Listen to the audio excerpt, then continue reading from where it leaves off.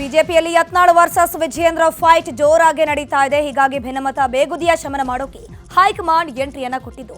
ನಾಳೆ ರಾಜ್ಯಕ್ಕೆ ಬಿಜೆಪಿ ರಾಷ್ಟ್ರೀಯ ಪ್ರಧಾನ ಕಾರ್ಯದರ್ಶಿ ತರುಣ್ ಚುಗ್ ಭೇಟಿ ನೀಡಲಿದ್ದಾರೆ. ನಾಳೆ ಇಡೀ ದಿನ ಬಿಜೆಪಿ ಕಚೇರಿಯಲ್ಲೇ ಸರಣಿ ಸಭೆಗಳನ್ನು ನಡೆಸಲಿದ್ದಾರೆ. ಪಕ್ಷದಲ್ಲಿನ ಇತ್ತೀಚಿನ ವಿದ್ಯಮಾನಗಳ ಬಗ್ಗೆ ಶಾಸಕರು ಹಾಗೆಯೇ ಕೋರ್ ಕಮಿಟಿ ಸದಸ್ಯರ ಜೊತೆ ಚರ್ಚೆಯನ್ನು ಮಾಡ್ತಾರೆ. ಈ ಮೂಲಕ ಪಕ್ಷದ ಒಳಗಿನ ಆಂತರಿಕ ಸಂಘರ್ಷದ ಬಗ್ಗೆ ಮಾಹಿತಿಯನ್ನು ಸಂಗ್ರಹಿಸಿ ವರಿಷ್ಠರಿಗೆ ವರದಿಯನ್ನು ಸಲ್ಲಿಕೆ ಮಾಡಲಿದ್ದಾರೆ.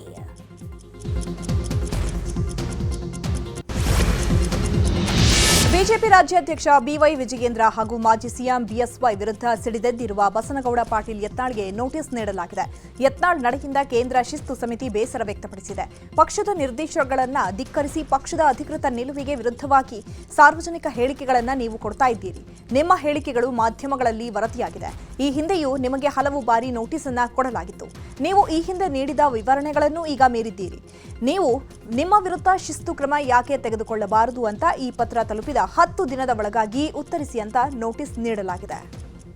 ಇನ್ನು ಕೇಂದ್ರ ಶಿಸ್ತು ಸಮಿತಿಯಿಂದ ನೋಟಿಸ್ ಜಾರಿಯಾಗಿರುವ ಬಗ್ಗೆ ಶಾಸಕ ಬಸನಗೌಡ ಪಾಟೀಲ್ ಯತ್ನಾಳ್ ದೆಹಲಿಯಲ್ಲಿ ರಿಯಾಕ್ಷನ್ ಕೊಟ್ಟಿದ್ದಾರೆ. ನೋಟಿಸ್ ಅಧಿಕೃತವಾಗಿ ಬಂದಿಲ್ಲ, ಆದರೆ ಅದಕ್ಕೆ ಸರಿಯಾಗಿ ಉತ್ತರ ಕೊಡ್ತೀನಿ. ಈ ಬಾರಿ ಬಂದಿರುವ ನೋಟಿಸ್ ಡೂಪ್ಲಿಕೇಟ್ ಅನ್ಸುತ್ತೆ. ಇದನ್ನ ವಿಜಯೇಂದ್ರನೇ ಮಾಡಿಸಿರಬಹುದು. ಅವರ ಅಪ್ಪನ ಸಹಿಯನ್ನೇ ನಕಲಿ ಮಾಡಿಸಿದ್ದ. ನನ್ನ ಬಳಿ ನೋಟಿಸ್ಗೆ ಉತ್ತರ ಸಿದ್ಧವಾಗಿದೆ, ಆದರೆ ನೋಟಿಸ್ ಅಧಿಕೃತವಾಗಿ ಬಂದಿಲ್ಲ ಅಂತ ಹೇಳಿದರು. ನೋಡ್ರಿ, ನೋಟಿಸು ಅಧಿಕೃತವಾಗಿ ನಾನು ಬಂದಿಲ್ಲ. ಅದಕ್ಕೆ ಸರಿಯಾದ ಉತ್ತರ ಕೊಡ್ತೀನಿ. ನನಗೆ ಇಲ್ಲಿವರೆಗೆ 3 ಸಲ ನೋಟಿಸ್ ಕೊಟ್ಟಿದ್ದಾರೆ. 2 ಸಲ ಉತ್ತರ ಕೊಟ್ಟೆ. 3ನೇ ಸಲ ಆ ನೋಟಿಸೇ ಡೂಪ್ಲಿಕೇಟ್ ಐತಂತ ಅನ್ನಿಸ್ತು. ಅವಾಗ ಉತ್ತರನೇ ಕೊಡಲಿಲ್ಲ. ಅವಾಗೂ 10 ದಿವಸದ ಕಾಲಾವಧಿ ಕೊಟ್ಟಿದ್ರು. ನಾ ಅದು ಉತ್ತರನೇ ಕೊಡಲಿಲ್ಲ. ನನಗೆ ಗೊತ್ತಾಯ್ತು ಇದು ವಿಜೇಂದ್ರ ಮಾಡಿಸಿದ್ದಿರ್ಬೋದು. ವಿಜೇಂದ್ರ ಭಾಳ ಚಾಲು ಅದನ್ರಿ. ಅವ್ರ ಅಪ್ಪಂದೇ ಸಹಿ ಮಾಡಿ ಅಂತ ಹರಿಪ್ರಸಾದ್ ಹೇಳ್ಯಾರಲ್ಲ. ಹರಿಪ್ರಸಾದ್ ಏನು ಹೇಳ್ಯಾರ, ಮುಖ್ಯಮಂತ್ರಿ ಯಡಿಯೂರಪ್ಪ ಇದ್ದಾಗ ಅವ್ರ ಅಪ್ಪನ ಸಹಿ ಮಾಡಿ ಎಷ್ಟೋ ಸಾವಿರಾರು ಫೈಲ್ಗಳು ಕ್ಲಿಯರ್ ಮಾಡ್ಯಾನ. ಯತ್ನಾಳ್ ನೋಟಿಸ್ ನೀಡಿದ ಬೆನ್ನಲ್ಲೇ ರೆಬಲ್ಸ್ ನಾಯಕರು ಬೆಳಗಾವಿಯ ಖಾಸಗಿ ಹೋಟೆಲ್ನಲ್ಲಿ ಸಭೆ ನಡೆಸಿದ್ರು. ಸಭೆ ಬಳಿಕ ರಮೇಶ್ ಜಾರಕಿಹೊಳಿ, ಕುಮಾರ್ ಬಂಗಾರಪ್ಪ, ಎನ್ಆರ್ ಸಂತೋಷ್, ಬಿವಿ ನಾಯಕ್ ಗೋವಾ ಮೂಲಕ ದೆಹಲಿಗೆ ಪ್ರಯಾಣ ಮಾಡಿದ್ದಾರೆ.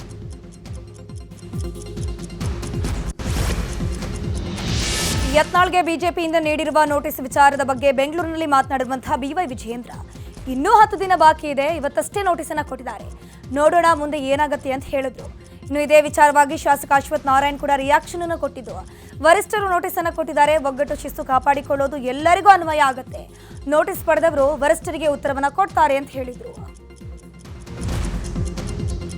ಇನ್ನು ರಾಜ್ಯ ಬಿಜೆಪಿಯಲ್ಲಿ ಬಣ ಬಡಿದಾಟ ತೀವ್ರಗೊಂಡಿದ್ದು, ಯತ್ನಾಳ್ಗೆ ನೋಟಿಸ್ ಬೆನ್ನಲ್ಲೇ ವಿಜಯೇಂದ್ರ ಬೆಂಬಲಿಗರ ಶಕ್ತಿ ಪ್ರದರ್ಶನ ಜೋರಾಗಿದೆ. 20ಕ್ಕೂ ಹೆಚ್ಚು ಜಿಲ್ಲಾಧ್ಯಕ್ಷರುಗಳು ಬೆಂಗಳೂರಿನ ಖಾಸಗಿ ಹೋಟೆಲ್ನಲ್ಲಿ ಸಭೆ ನಡೆಸಿದ್ರು. ಸಭೆಯಲ್ಲಿ ಮೈಸೂರು, ಮಂಡ್ಯ, ಚಾಮರಾಜನಗರ, ಹಾಸನ, ಬೆಂಗಳೂರು, ರಾಮನಗರ, ಶಿವಮೊಗ್ಗ, ರಾಯಚೂರು ಸೇರಿದಂತೆ ವಿವಿಧ ಜಿಲ್ಲಾ ಘಟಕಗಳ ಅಧ್ಯಕ್ಷರು ಭಾಗಿಯಾಗಿ ಚರ್ಚಿಸಿದ್ರು. ಈ ವೇಳೆ ಯತ್ನಾಳ್ ಉಚ್ಚಾಟನೆಗೆ ತರುಣ್ ಚುಗ್ ಎದುರು ಮನವಿಯನ್ನ ಮಾಡೋಕೆ ನಿರ್ಣಯವನ್ನ ಕೈಗೊಳ್ಳಲಾಗಿದೆ. ಇನ್ನು ಮಂಡ್ಯದಲ್ಲಿ ಈ ಬಗ್ಗೆ ಪ್ರತಿಕ್ರಿಯೆ ಕೊಟ್ಟಿರುವಂತಹ ಮಾಜಿ ಸಂಸದೆ ಸುಮಲತಾ ಅಂಬರೀಶ್, ಪಕ್ಷದಲ್ಲಿನ ಗದ್ದರದ ಬಗ್ಗೆ ನಾನು ತಲೆ ಕೆಡಿಸ್ಕೊಳ್ಳಲ್ಲ, ಅದನ್ನ ಅವರೇ ಸರಿಪಡಿಸ್ಕೊಳ್ತಾರೆ, ವರಿಷ್ಠರು ಸರಿಪಡಿಸ್ತಾರೆ, ನಾನು ಇದ್ರ ಬಗ್ಗೆ ಇನ್ವಾಲ್ವ್ ಆಗೋದು ಸರಿಯಲ್ಲ ಅಂತ ಹೇಳಿದ್ರು. ಶಾಸಕ ಯತ್ನಾಳ್ ವಿರುದ್ಧ ಲಿಂಗಾಯತ ಮಹಾಸಭಾ ಸಿಡಿದೆದ್ದಿದೆ. ಬಸವಣ್ಣನವರ ಬಗ್ಗೆ ವಿವಾದಾತ್ಮಕ ಹೇಳಿಕೆ ನೀಡಿದ ಯತ್ನಾಳ್ ಅವರನ್ನ ಬಂಧನ ಮಾಡುವಂತೆ ಆಗ್ರಹಿಸಿದ್ದಾರೆ. ಮಂಡ್ಯದಲ್ಲಿ ಈ ಕುರಿತು ಮಾತನಾಡಿದ ಲಿಂಗಾಯತ ಮಹಾಸಭಾದ ಅಧ್ಯಕ್ಷ ಮಂಜುನಾಥ್, ವಿಶ್ವಗುರು ಬಸವಣ್ಣನವರ ಬಗ್ಗೆ ವಿವಾದಾತ್ಮಕ ಹೇಳಿಕೆ ಕೊಡುವುದು ಸರಿಯಲ್ಲ. ಲಿಂಗಾಯತ ಬಸವಣ್ಣನವರ ಹೆಸರಿನ ಮೇಲೆ ಅಧಿಕಾರಕ್ಕೆ ಬಂದಿದ್ದೀರಾ. ರಾಜ್ಯ ಸರ್ಕಾರ ಯತ್ನಾಳ್ ಅವರನ್ನ ಶಾಸಕ ಸ್ಥಾನದಿಂದ ವಜಾ ಮಾಡಬೇಕು. ಬಿವೈ ವಿಜಯೇಂದ್ರ ಪಕ್ಷದಿಂದ ಯತ್ನಾಳ್ರನ್ನ ಉಚ್ಚಾಟನೆ ಮಾಡಬೇಕು, ಇಲ್ಲದಿದ್ದರೆ ಉಗ್ರ ಹೋರಾಟ ಮಾಡ್ತೇವೆ ಅಂತ ಎಚ್ಚರಿಕೆ ನೀಡಿದ್ದಾರೆ. ಬಸವಣ್ಣನವರ ಕುರಿತು ಶಾಸಕ ಯತ್ನಾಳ್ ವಿವಾದಾತ್ಮಕ ಹೇಳಿಕೆಗೆ ಎಲ್ಲೆಡೆ ಆಕ್ರೋಶ ವ್ಯಕ್ತವಾಗ್ತಾ ಇದೆ. ಕೊಪ್ಪಳದಲ್ಲಿ ಯತ್ನಾಳ್ ಭಾವಚಿತ್ರಕ್ಕೆ ಚಪ್ಪಲಿ ಹಾರ ಹಾಕಿ ರಾಷ್ಟ್ರೀಯ ಬಸವದಳ ವತಿಯಿಂದ ಪ್ರತಿಭಟನೆ ನಡೆಸಲಾಯಿತು. ಇನ್ನು ಬಸವಣ್ಣನವರ ಬಗ್ಗೆ ಯತ್ನಾಳ್ ಅವಹೇಳನಕಾರಿ ಹೇಳಿಕೆ ಬಗ್ಗೆ ಬೆಂಗಳೂರಿನಲ್ಲಿ ಮಾತನಾಡಿದ ಮಾಜಿ ಸಚಿವ ವಿಜಯೇಂದ್ರ ಕಾಶಪ್ಪನವರ್, ಯತ್ನಾಳ್ ಪದೇ ಪದೇ ಮಹಾಪುರುಷರ ಬಗ್ಗೆ ಕೀಳಾಗಿ ಮಾತನಾಡ್ತಾರೆ. ಇವರದ್ದು ಕೋಮು ಆಧಾರಿತ ಪಕ್ಷ. ಬಸವಣ್ಣನವರನ್ನ ಹೇಳಿ ಅನ್ನುವ ಅರ್ಥದಲ್ಲಿ ಮಾತನಾಡಿದ್ದಾರೆ. ಯತ್ನಾಳ್ ಕ್ಷಮೆಗೂ ಅರ್ಹರಾದವರಲ್ಲ ಅಂತ ಕಿಡಿಕಾರಿದ್ದಾರೆ. ಕಾಂಗ್ರೆಸ್ನಲ್ಲಿ ನಡೆಯುತ್ತಿದ್ದ ಸ್ವಾಭಿಮಾನ ಸಮಾವೇಶ ಸಂಘರ್ಷಕ್ಕೆ ತೆರೆ ಬಿದ್ದಂತೆ ಕಾಣಿಸ್ತಾ ಇದೆ. ಕಾಂಗ್ರೆಸ್ ಆಶ್ರಯದಲ್ಲಿ ಸ್ವಾಭಿಮಾನಿ ಸಮಾವೇಶಕ್ಕೆ ನಿರ್ಧರಿಸಲಾಗಿದ್ದು, ಹಾಸನಕ್ಕೆ ತೆರಳಿ ಡಿಸಿಎಂ ಡಿಕೆ ಶಿವಕುಮಾರ್ ಕಾರ್ಯಕ್ರಮದ ಪೂರ್ವ ತಯಾರಿಯನ್ನು ಪರಿಶೀಲನೆ ಮಾಡಿದರು. ಮೊದಲು ಸ್ವಾಭಿಮಾನಿ ಸಮಾವೇಶ ಎಂಬ ಹೆಸರಿನಿಂದ ಪ್ರಾರಂಭವಾಗಿದ್ದ ಈ ಕಾರ್ಯಕ್ರಮ ಈಗ ಕಾಂಗ್ರೆಸ್ ಕಾರ್ಯಕ್ರಮವಾಗಿ ಪರಿವರ್ತನೆಯಾಗಿದೆ.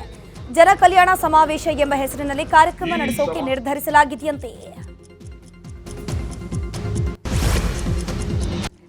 ರಾಜ್ಯಕ್ಕೆ ಸಂಬಂಧಪಟ್ಟಂತಹ ಸುದ್ದಿಗಳನ್ನು ನೋಡ್ತಾ ಹೋಗೋಣ.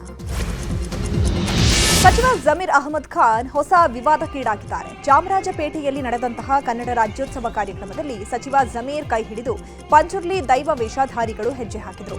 ಈಗ ಇದು ಕರಾವಳಿಗರ ಕೆಂಗಣ್ಣಿಗೆ ಗುರಿಯಾಗಿದೆ. ತುಳು ಜನರ ಭಾವನೆಗಳಿಗೆ ಧಕ್ಕೆ ಉಂಟಾಗಿದೆ ಅಂತ ಕರಾವಳಿಗರು ಆಕ್ರೋಶವನ್ನು ವ್ಯಕ್ತಪಡಿಸಿದ್ದಾರೆ.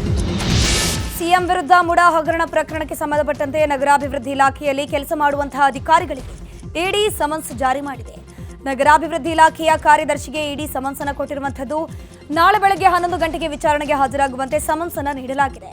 ಮುಡಾ ನಗರಾಭಿವೃದ್ಧಿ ಇಲಾಖೆ ವ್ಯಾಪ್ತಿಗೆ ಬರುವಂತಹ ಹಿನ್ನೆಲೆಯಲ್ಲಿ ಇಲಾಖೆಯ ಕಾರ್ಯದರ್ಶಿಗಳಿಗೆ ದಾಖಲೆಗಳ ಸಮೇತ ವಿಚಾರಣೆಗೆ ಹಾಜರಾಗುವಂತೆ ಸಮನ್ಸ್ ನೀಡಲಾಗಿದೆ. ಮುಸ್ಲಿಮರಿಗೆ ಮತದಾನ ಹಕ್ಕು ರದ್ದು ಮಾಡಬೇಕು ಎಂದಿದ್ದ ವಿಶ್ವ ಒಕ್ಕಲಿಗ ಸಂಸ್ಥಾನ ಮಠ ಪೀಠಾಧ್ಯಕ್ಷ ಚಂದ್ರಶೇಖರ್ ಸ್ವಾಮೀಜಿ ಹುಷಾರಿಲ್ಲ ಅಂತ ಹೇಳಿದ್ದೇನೆ, ಇಲ್ಲಿಗೆ ಬಂದ್ರೆ ಹೇಳಿಕೆ ಕೊಡ್ತೀನಿ ಅಂತ ಹೇಳಿದ್ದಾರೆ. ನಮ್ಮ ವಿಚಾರದಲ್ಲಿ ಕೇಸ್ ಮಾಡ್ತಾರೆ ಅಂತ ಖಾಕಿ ವಿರುದ್ಧ ಅಸಮಾಧಾನ ಹೊರಹಾಕಿದರು. ಇನ್ನು ಇದೇ ವಿಚಾರವಾಗಿ ಪ್ರತಿಕ್ರಿಯೆ ನೀಡಿರೋ ಮಾಜಿ ಸಂಸದ ಡಿಕೆ ಸುರೇಶ್, ಚಂದ್ರಶೇಖರ್ ಸ್ವಾಮೀಜಿ ಈಗಾಗಲೇ ವಿಷಾದ ವ್ಯಕ್ತಪಡಿಸಿದ್ದಾರೆ. ಹೀಗಾಗಿ ಪ್ರಕರಣ ಮುಕ್ತಾಯ ಮಾಡಲು ಸಂಬಂಧಪಟ್ಟ ಇಲಾಖೆ ಸೂಚನೆ ಕೊಡಬೇಕು. ಈ ಕುರಿತಂತೆ ನಾನು ಸಿಎಂ ಗೃಹ ಸಚಿವರನ್ನ ಒತ್ತಾಯ ಮಾಡ್ತೀನಿ ಅಂತ ಹೇಳಿದರು. ಇನ್ನು ಇದೇ ವಿಚಾರವಾಗಿ ಬಿಜೆಪಿ ನಾಯಕ ಚಲವಾದಿ ನಾರಾಯಣಸ್ವಾಮಿ ಕೂಡ ರಿಯಾಕ್ಷನ್ ಕೊಟ್ಟಿದ್ದು, ಸ್ವಾಮೀಜಿ ಪಶ್ಚಾತ್ತಾಪದ ಮಾತನ್ನ ಹೇಳಿದ್ದಾರೆ. ಸ್ವಾಮೀಜಿಗಳ ಪರ ನಾವಿದ್ದೇವೆ. ರಾಜ್ಯದಲ್ಲಿ ಓಲೈಕೆ ರಾಜಕಾರಣ ಮಿತಿ ಮೀರ್ತಾ ಇದೆ. ಇದೇ ರೀತಿ ಹೇಳಿಕೆ ಕೊಟ್ಟವರ ಮೇಲೂ ಕೇಸ್ ಹಾಕಿದಾರಾ ಅಂತ ಸರ್ಕಾರದ ವಿರುದ್ಧ ಕಿಡಿಕಾರಿದ್ದಾರೆ. ರೇಣುಕಾಸ್ವಾಮಿ ಕೊಲೆ ಕೇಸ್ನಲ್ಲಿ ಜೈಲು ಸೇರಿ ಬೆನ್ನುನೋವಿನಿಂದ ಮಧ್ಯಂತರ ಜಾಮೀನು ಮೇಲೆ ಹೊರಬಂದಿರುವಂತಹ ದರ್ಶನ್ಗೆ ಬಿಜಿಎಸ್ ಆಸ್ಪತ್ರೆಯಲ್ಲಿ ಚಿಕಿತ್ಸೆ ಮುಂದುವರೆದಿದೆ. ತಿಂಗಳಿನಿಂದ ಆಸ್ಪತ್ರೆಯಲ್ಲಿ ಚಿಕಿತ್ಸೆ ಪಡೆಯುತ್ತಿರುವಂತಹ ದರ್ಶನ್ರ ಫೋಟೋ ನ್ಯೂಸ್ 18ಗೆ ಲಭ್ಯವಾಗಿದೆ. ಧಾರವಾಡದ ಇಂದಿರಮ್ಮನ ಕೆರೆ ಎಡದಂಡೆ ಕಾಲುವೆ ಕಾಮಗಾರಿಗೆ ಕೊನೆಗೂ ಚಾಲನೆ ದೊರೆತಿದೆ. 4 ವರ್ಷಗಳಿಂದ ನೆನೆಗುದಿಗೆ ಬಿದ್ದಿದ್ದ 6 ಕೋಟಿ ವೆಚ್ಚದ ಕಾಮಗಾರಿಗೆ ಜಿಲ್ಲಾ ಉಸ್ತುವಾರಿ ಸಚಿವ ಸಂತೋಷ್ ಲಾಡ್ ಚಾಲನೆ ಕೊಟ್ಟಿದ್ದಾರೆ. ಅಕ್ಟೋಬರ್ 8ರಂದು ನ್ಯೂಸ್ 18 ಈ ಬಗ್ಗೆ ವಿಸ್ತೃತ ವರದಿ ಮಾಡಿತ್ತು. ಸದ್ಯ ವರದಿ ಬೆನ್ನಲ್ಲೇ ಎಚ್ಚೆತ್ತ ಅಧಿಕಾರಿಗಳು, ಸಚಿವರು ಇವತ್ತು ಕಾಮಗಾರಿಗೆ ಚಾಲನೆ ಕೊಟ್ಟರು.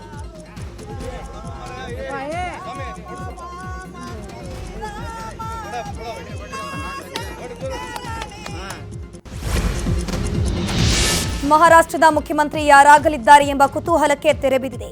235 ಸ್ಥಾನಗಳ ಗೆಲುವು ಸಾಧಿಸುವ ಮೂಲಕ ಪ್ರಚಂಡ ಬಹುಮತ ಸಾಧಿಸಿದ ಮಹಾಯುತಿಯ ಮೈತ್ರಿಕೂಟದಿಂದ ದೇವೇಂದ್ರ ಫಡ್ನವೀಸ್ ಅವರನ್ನು ಮುಖ್ಯಮಂತ್ರಿಯಾಗಿ ಆಯ್ಕೆ ಮಾಡಲಾಗಿದೆ.